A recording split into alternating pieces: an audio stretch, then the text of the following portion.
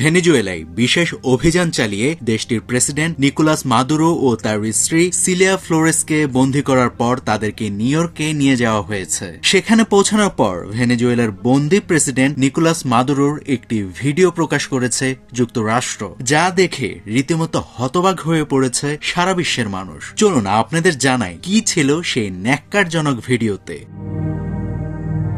ভেনেজুয়েলার president Nicolas মাদুরোকে মাদক নিয়ন্ত্রণ সংস্থা DEA নিউ ইয়র্ক কার্যালয়ে নেওয়ার সময় এই ভিডিও ধারণ করা হয়। সেখানে মাদুরোকে একটি করিডোর দিয়ে হেঁটে যেতে দেখা যায়। তখন তার শরীরে ছিল কালো রঙের একটি হুডি। নীল রঙের যে কার্পেটের উপর দিয়ে মাদুরোকে হাঁটিয়ে নিয়ে যাওয়া হয়েছিল সেটার উপরে লেখা ছিল DEA NYD, অর্থাৎ মাদক নিয়ন্ত্রণ সংস্থা নিউ ইয়র্ক বিভাগ।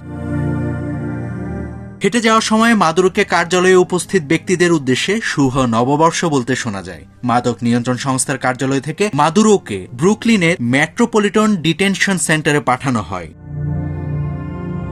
কুখ্যাত এই আটক কেন্দ্রটির পরিবেশ বর্ণনা করতে গিয়ে প্রায় অসহনীয় ও ভীতিকর এই শব্দ দুটি ব্যবহার করা হয়। এর অস্বাস্থ্যকর পরিবেশ, দীর্ঘদিন ধরে কর্মী সংকট, বন্দীদের মধ্যে সহিংসতা এবং বিদ্যুৎ বিভ্রাটের মতো নানা বিষয় নিয়ে আলোচনা রয়েছে। এর আগে পপ তারকা আর কেলি, যৌন নিপীড়ক জেফ্রি অ্যাপস্টেইনের সহযোগী গিলেন ম্যাক্সওয়েল এবং সম্প্রতি র্যাপার শন ডিডি কম্বোসকে এই আটক কেন্দ্রে রাখা হয়েছিল। তাছাড়া এক সময়ের ক্রিপ্টোকারেন্সির জাদুকর স্যাম ব্যাংকম্যান ফ্রাইডকেও এইখানে রাখা হয়েছিল। নাভিদ হাসান, সোনালী নিউজ।